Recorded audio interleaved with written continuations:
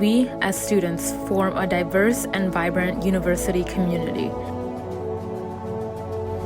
We do not enter into this community by proximity, but by virtue of a shared Jesuit vision. To pursue higher truths, obtain greater knowledge, and strive for a better world. In this endeavor, we do not succeed by our individual ambitions, but by our discovery of each other. We find higher truths when we seek to understand the complexity of our neighbors' identities. And we obtain greater knowledge when we consider the perspectives of our fellow students. And we begin to strive for a better world when we build a stronger community.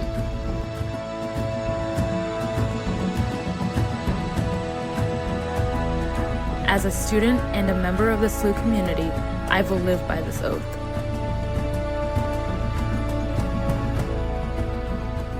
I will embrace people for the diversity of their identities, creating a community inclusive of race, ethnicity, sex, age, ability, faith, orientation, gender, class, and ideology.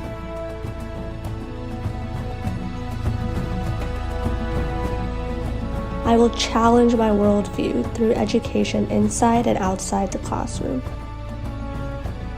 I will show that I am proud to be a Billiken by enriching the culture of our university.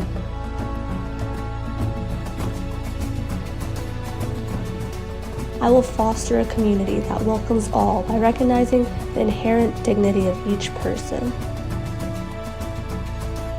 I will work for social justice in the St. Louis community and beyond.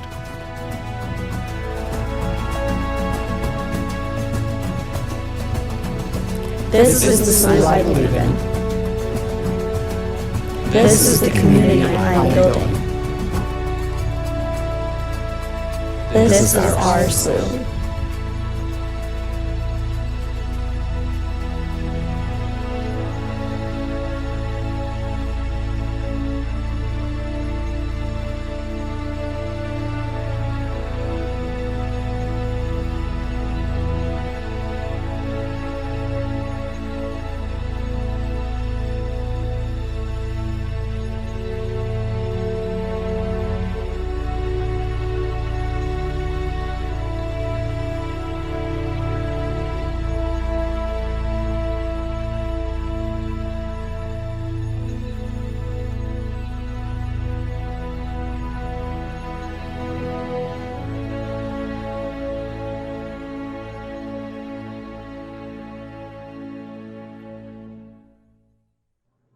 Welcome, class of 2024.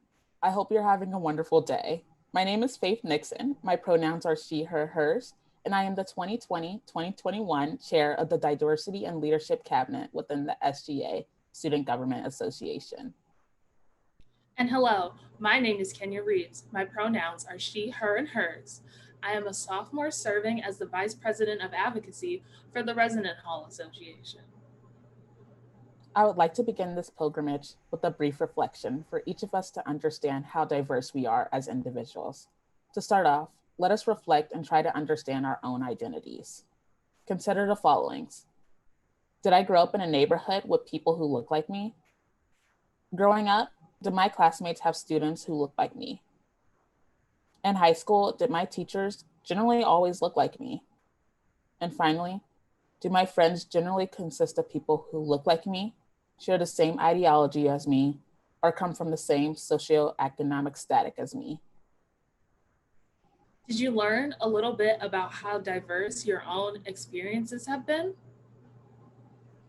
Contrary to how we may think, social identities are comprised of a multitude of factors, which may include, but are definitely not limited to, gender, sex, race, ethnicity, sexual orientation, age, nationality, religion, beliefs, and ideologies. We hope through this new Live the Oath pilgrimage, you will learn a bit about how diverse your own experiences have been and see that we all come from unique experiences that shape who we are. The following are the goals for the new Live the Oath pilgrimage: to discover your own identity, listen to voices within the SLU community, and to reflect on how living the oath can positively impact your college experience. What we hope you are able to take away from the experience is how to participate in safe dialogue, not only within the SLU community, but into your family and friend circles too. The most important thing to remember is to be compassionate, open-minded, honest, and to actively listen. This will allow us to have respectful and productive conversations. One thing that we will discuss today is SLU's Oath of Inclusion. And I say that it is SLU's because it belongs to us. In 2010, there were multiple bias incidents on SLU's campus that resulted in a formal report of racial slurs being used by students. Community is something that SLU prides itself on, but at the point in time, our community felt broken and disarrayed. These injustices went directly against the SLU community standards and for the Jesuit mission that we strive to live by. It was the responsibility of the entire SLU community to correct it. On April 19th, 2011, the Student Government Association, or SGA, formalized a student creed called the Oath of Inclusion. This document was created by us, the students. It shows how we aspire to welcome every student on our campus and how we strive to create a community that stands for inclusion and diversity. It also promotes widening our experiences. The way that we do create a welcoming community is through understanding the struggles and identities that those around us face. But as we said, it was aspirational. In fact, in 2017, only a few years after it was created, SGA voted to suspend the Oath of Inclusion. This was a result of multiple concerns, such as the university using the oath as a way to market SLU to incoming students as the perfect environment of inclusion. The Student Government Association also recognized that the oath was not practiced by many students. At that time, SLU was not even able to live by our own student creed. But at the core of the oath, it was created a positive change within SLU's community. So in 2018, the oath was reinstated, but it went through much work and much deliberation that we were able to decide how to live the oath in a responsible manner, in a way that allowed all students to recognize their responsibilities to live the oath as well. So this is where you come in. We ask that you begin to think critically and widen your horizons. Your time spent as a Billiken will have many challenges and many opportunities to learn and grow. Some of you already face challenges that have stretched you as individuals. College will continue to challenge you. However, I encourage you to take those chances to connect with those who have different experiences than you. How can you help someone if you don't understand their perspective? At this time, we will hear from current students of SLU and how college challenged their ways of thinking and how they chose to live the oath in their daily lives. Now, we would like to introduce Hope Bingham, a junior studying public health and Spanish. Hi everyone, my name is Hope Bingham and I'm going into my junior year here at SLU studying public health and Spanish. My pronouns are they, them, and she, her, and I'm glad you guys are here and committed to SLU. Even through all the COVID craziness, I'm excited that you'll be joining our community. I was asked to talk to you today about my answer to the question, what does the Oath of Inclusion mean to you? Like most students at SLU, I don't have a short, concise answer to this question.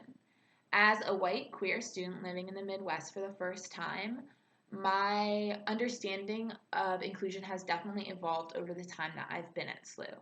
Every day I learn something new about myself, and I continue to see how our differences are perceived by the world around us. I'm constantly learning new things about St. Louis and the history and the people that live here and what it means to be a citizen of this place. And as my perspective has grown through these experiences, the significance of the oath has changed for me as well. And I'm sure that after the summer we've had in 2020, that the oath will resonate differently with many students when they come back on campus than it has in the past. For me, the oath serves two fundamental roles. The first is a prescriptive call to action.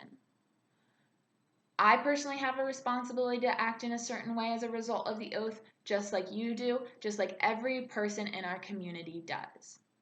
It is a codified list of expectations for respectable behavior that every member of St. Louis University has committed themselves to. And whether or not they act consciously and considerately of this promise that they have made, the fact that the university has a collective agreement about the merit of dispelling discrimination on our campus is important. That is to say, although it is terribly unfortunate that bias incidents and discrimination still occur on our campus, the official stance of the university is that it is unacceptable, and that is something that I sometimes need to be reminded of. Unfortunately, our individual desires to act justly and live the oath do not exist in a vacuum. Therefore, the more important role of the oath is to serve for me as a list of rights.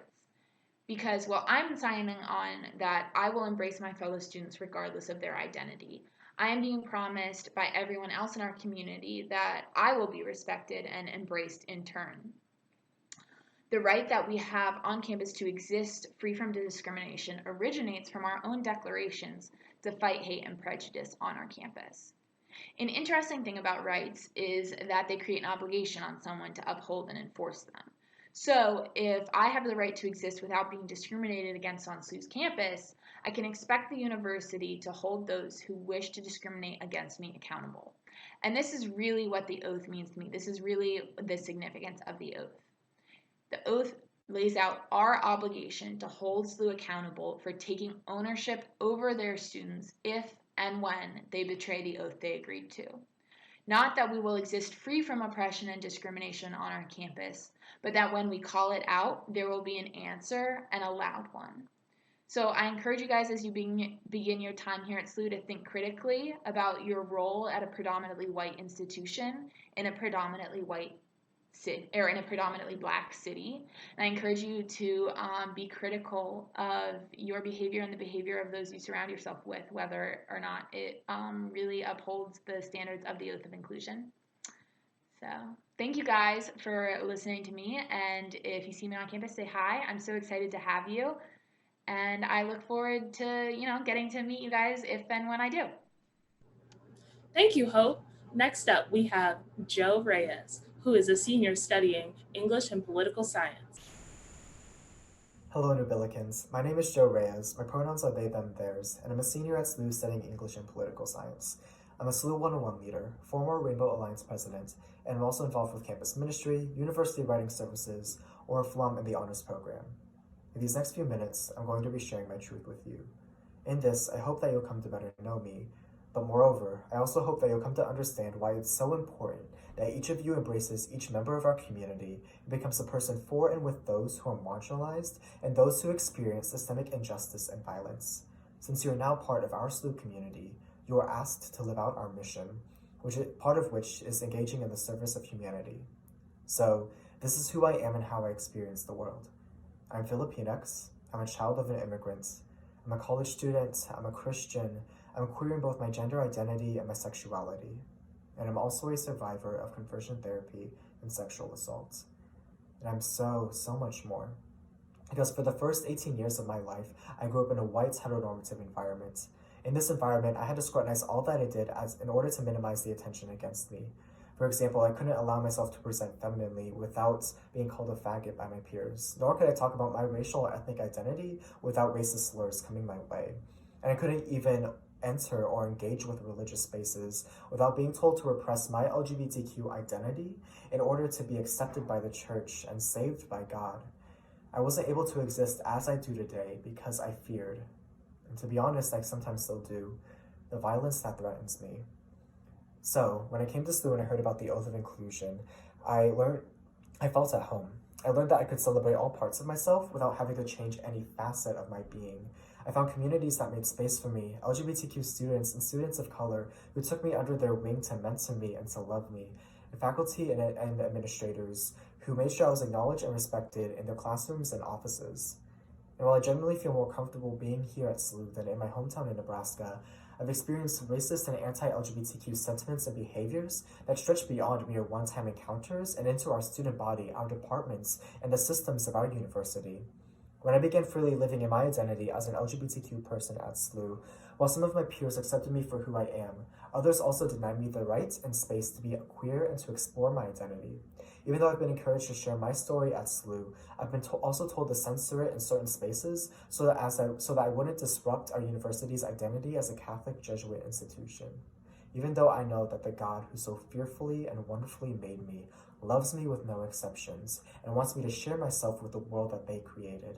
In addition to this, white students and faculty at SLU have questioned my skin color, telling me how I should identify along racial and ethnic lines, or making assumptions about my lived experiences with my race, even though that I know my skin color impacts the ways in which I navigate the world. And what frustrates me is that I still experience the reality that I am too queer for spaces for people of color, too brown for some LGBTQ spaces, and too queer and brown to feel comfortable in religious spaces. These experiences don't even scratch the surface of what my LGBTQ siblings experience here, nor what Black students, Indigenous students, students of color, students with disabilities, all of our students who come from marginalized identities. This doesn't scratch the surface of what they experience. From the microaggressions to the unjust systems to the explicit violence that they experience, all of this is very much real and present at SLU. But it is because of my experiences that I work to make SLU a better environment for our Black and brown students, our LGBTQ students, our immigrant students, our survivors, all of our marginalized folks on and off campus. Because even though I've experienced racist, anti-LGBTQ sentiments and behaviors at SLU, I still believe in the power of our student body to show up for our students and to uplift and actively support marginalized folks. But as much as I share these good words and hope for the future, they must be grounded in action. There's so much more progress to be made. Because of that, we need your support, your accomplishment, your action. We, the oldest students doing this work, can't be the only ones, nor should we. Because none of us are free until all of us are free. And we can only be free if all of us, including you, actively works to make SLU anti-racist, anti-sexist, anti-homophobic, anti-transphobic, anti-xenophobic. We must make SLU an inclusive, supportive place for marginalized identities. So, be an active accomplice for our Black and brown students, our LGBTQ students, our immigrant students, all of our students who experience discrimination, oppression, and violence. New Billikens, my ask of you is this: to engage in SLU's mission, especially the service of humanity. Support the student organizations of marginalized identities. Support students' efforts to create change and build a better world. Challenge your own perspectives and understandings so that you can come to empathize with the lived experiences of marginalized communities. Move yourself into the uncomfort so that you can learn and do something about the systemic injustices that exist in our world, in our city, in our community. But all of this is to say is that I genuinely believe in your power to make change, and I look forward to witnessing all that you will accomplish here at SLU, and in the St. Louis community as well. Know that I, as well as your RAs, Oriflamme members, all the older students will always be resources and advocates for each of you, and please don't hesitate to reach out if you need anything. All my love to you, New Billikens. Thank you. Thank you, Joe. Finally, we have Taylor Stalling, a sophomore studying political science. Hello, class of 2024. My name is Taylor Stalling. I'm a sophomore studying political science, hailing from Chicago, Illinois. Thank you so much for the opportunity to speak to you today. Even though the circumstances are very much less than normal, I just hope that you get just as much out of this presentation as you would if we were speaking face to face. Before I begin, I think it's crucial to acknowledge the continuing fight for Black lives and unrest, reemerging in a way following the tragic deaths of George Floyd, Ahmaud Arbery, and Breonna Taylor. I urge you to continue to say their names, educate yourself, and stay active in this ongoing fight. A year ago, I began my journey at SLU. Part of this journey was learning about the Oath of Inclusion. During Welcome Week, we were shown multiple presentations and activities about inclusion and diversity on campus. As a Black woman entering a predominantly white institution, those presentations were comforting. It gave me the feeling that SLU was going to create a space for me and students with identities that were similar to mine. It gave me the feeling that though I would be outnumbered, which is a fact I knew coming into SLU, I would still be accepted and not have to constantly think so much about how to navigate spaces on campus. I come from a predominantly black area of Chicago. My elementary, middle, and high school were all full of students who looked like me and who shared a joint culture and unity. SLU snatched me out of that bubble very quickly. In some classes, I would look around and be one of two or the sole black student. No one at Welcome Week warned me about this. No one at Welcome Week warned me that one day I would be in my residence hall and have to answer ignorant questions about the way my hair was braided or my ancestry, or that one day I would have to formulate responses to inherently racist comments about my majority black high school being violent or, quote, a place for drug deals, end quote. These were experiences that I don't think anyone is fully prepared to cope with until they happen. When events like those happen consistently, your environment can grow lonely and create a space in which you don't feel as if you belong. Personally, this feeling took over pretty early in my transition to college. Once on a learning community trip, I looked around an overly crowded bus in which I was the only black face. I sat behind my suite mate and friend and next to two white students who I'd never met. The two white students seemed to not know I was there. They didn't acknowledge my presence in any way throughout the entirety of the trip. I was in the window seat. To make room for another white student, I was shoved against the window. Neither student asked me if it was okay for them to sit next to me or if there was any room for them. Hint, there wasn't. 4 people cannot fit in a seat that's designed for 2. I was surrounded by many of my peers, all excited to reach our destination, which originally I was excited for too, but in that moment I couldn't be excited. I felt disregarded, and I felt as if everything I had feared about being outnumbered on campus was coming to a head. The students' actions very well may not have been racially motivated. I hope that they weren't. I don't think that I'll ever really know. But in the moment of being a black woman with my face smushed against a cold window, surrounded by white students with no regard for my body, was my breaking point. After being targeted and secluded for weeks on campus, how else was I supposed to feel? When I got off the bus, I cried. I'm not even much of a crier, but I cried. And when I got back to my dorm, I called my mother. And what she told me is something that I will never forget and that will guide the rest of my time here. She reminded me that even though I might have felt as if I didn't belong, that I earned my spot here just as much as anyone else. I earned my spot. It's as simple as that. I deserve to occupy this space, just like all of you, regardless of your identities. This brings me back to the topic I'm here to speak about in the first place, inclusion. I think a lot of the time people get diversity and inclusion confused. It's not enough to have diversity or focus on the makeup of the institution. It is not enough to focus on demographics, whether they are the demographics of race and ethnicity, sexual orientation, gender identity, or socioeconomic status, just to name a few. Inclusion focuses on creating environments in which every member of a diverse population is welcome, respected, heard, and included.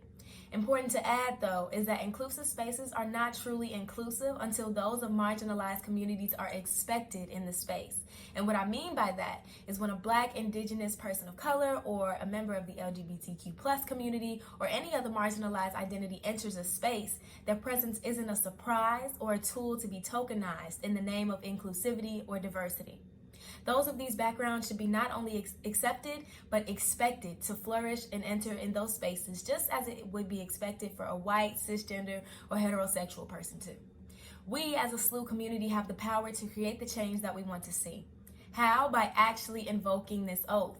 This presentation is called Live the Oath for a reason. We cannot pull these words claiming we are working towards an inclusive campus when it is convenient.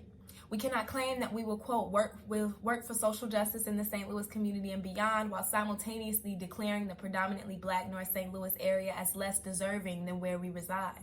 You cannot, quote, understand the complexity of our neighbors' identities, end quote, while concurrently being afraid and perpetuating the bias that surrounding neighborhoods are run down and overly dangerous without ever considering or studying why some neighborhoods are forgotten about and underfunded, or why the Del Mar divide exists in the first place.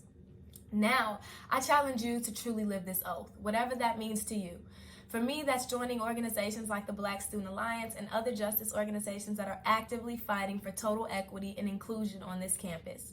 For you, that journey may begin with reading or paying more attention to the news.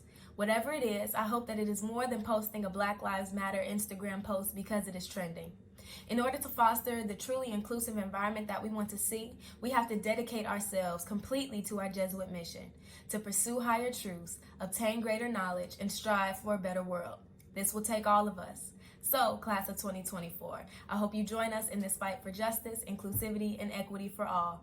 And remember that throughout all of your strife, you earned your spot. Thank you. Thanks, Taylor.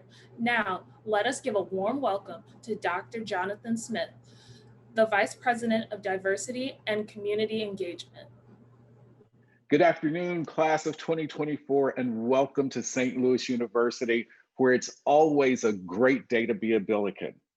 I'm so glad that you've decided this fall to join our St. Louis University family and to spend your next 4 years with us, your next 4 years of formation and education in a place where we welcome all of you, your entire person. I'm glad that you've had the opportunity today to listen to some of your fellow Billikens talk about their experiences here at the university. You've heard them talk about their successes and their failures. You've heard them talk about their ups and their downs, their accomplishments and their challenges. And like them, you are destined to have similar experiences. Unlike them, however, you are also destined to forge a path that no other college entering class has ever had to forge. In the face of a global pandemic, you've become familiar with what it feels like to not have in-person graduations or in-person proms. You've become familiar with what an online education feels like. You've also come of age in a moment when our nation is experiencing a kind of racial unrest and an attention to racial equity and racial justice in ways that we haven't seen or felt in at least half a century. You're also entering college at a moment when our nation is experiencing a significant amount of economic distress. Many of you have had to experience watching your parents being furloughed or laid off or lose their jobs. And you've all had to experience working from home together for the last 6 months. Because you come to us like this, wherever you are, some of you are joining us on campus, and some of you continue to join us from wherever you are. We welcome you in all the fullness of your identity. I'm Dr. Jonathan Smith, and I'm the Vice President for Diversity and Community Engagement at St. Louis University, where I also serve as a faculty member in African American Studies. In my body and my identity, I am a Black man, I am a cisgendered hetero male, I'm a married individual, I am a father, I am someone who struggles with anxiety and depression, I am a practicing Afro-Protestant. And those are all things that make up a part of all of me, and I am happy to hold and wear all of the identities that make up Dr. Smith. And I encourage each of you to accept and acknowledge and rejoice in the fullness of your identity and use that as a part of your education. In this space, you will encounter and meet people who are not like you, and you will meet them in new ways. You will meet faculty who do not share your identity. You will meet classmates who do not share your identity. And many of them you will now meet in a virtual space. So it is profoundly important that you do your own work and self-reflect in order to better understand who you are. I also encourage you, as a part of your education here, that you leave no question unasked. Many who have heard me speak before, and you will hear me speak again, you will hear me quote Dr. W.E.B. Du Bois from his influential work, The Souls of Black Folk, in which he states, "Between me and the other world, there is ever an unasked question, unasked by some through feelings of delicacy, and others through the difficulty of rightly framing it. Nevertheless, all flutter around it." I encourage you over the next 4 years that you leave no question unasked, that you do speak to others with civility, and that you consider what you say and how you say to others, but please leave no question unasked, This is a moment in your life where we encourage you to challenge your own worldview during your experiences in the classroom and outside of the classroom. Later, you will recite the oath of inclusion, and the oath of inclusion tells us that we find higher truths when we seek to understand the complexity of our neighbors' identities. We obtain greater knowledge when we consider the perspectives of our fellow students, and we begin to strive for a better world when we build a stronger community. That we have to do together, and we have to do that in the fullness of our identities. And that means each one of you, and it means the fullness of who you are. I encourage you and urge you to ask questions. Earlier this summer, I had the opportunity to finally getting around to reading Ta-Nehisi Coates' We Were 8 Years in Power. And there's a wonderful passage in there where the author describes a trip that he took to Aspen, Colorado with his wife.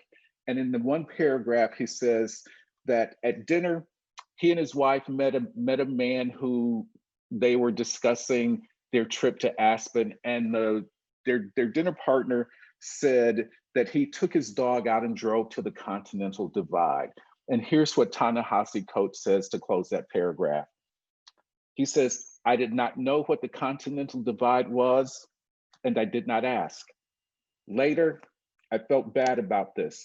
I knew even then that whenever I nodded along in ignorance, I lost an opportunity, betrayed the wonder in me by privileging the appearance of knowing over the work of finding out."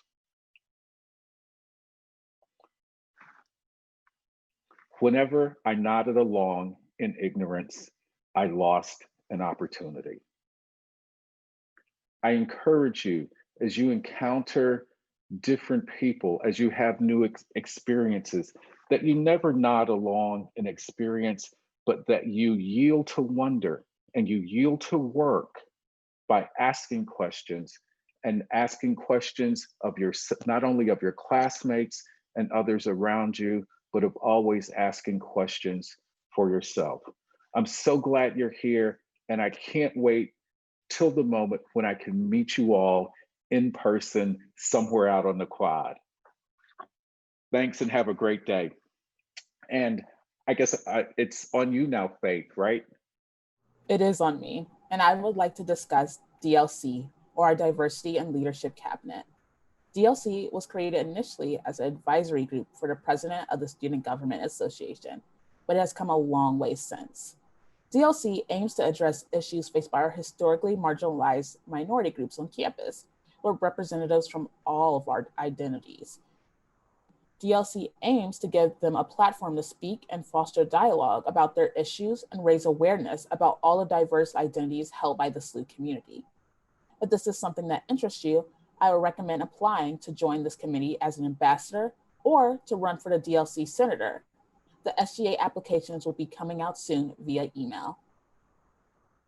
Finally, the oath. If able, please rise so that we may recite the oath together. Kenya, would you start us off with the oath? Absolutely. We as students form a diverse and vibrant university community. We do not enter this community by proximity, but by virtue of shared Jesuit vision, to pursue higher truths, obtain greater knowledge, and strive for a better world. In this endeavor, we do not succeed by our own individual ambitions, but by our discovery of each other. We find higher truths when we speak to understand the complexities of our neighbors' identities. We obtain greater knowledge when we consider the perspectives of our fellow students. And we begin to strive for a better world when we build a stronger community.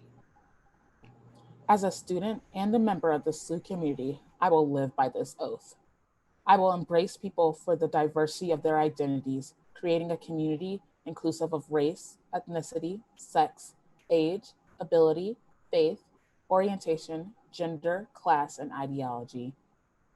I will challenge my worldview through education inside and outside the classroom. I will show that I am proud to be a Billiken by enriching the culture of our university. I will foster a community that welcomes all by recognizing the inherent dignity of each person. I will work for social justice in the St. Louis community and beyond. This is the SLU I believe in. This is the community I am building. This is our SLU. Thank you so much for joining us all today. We hope that you learned something about the new community you are now a part of.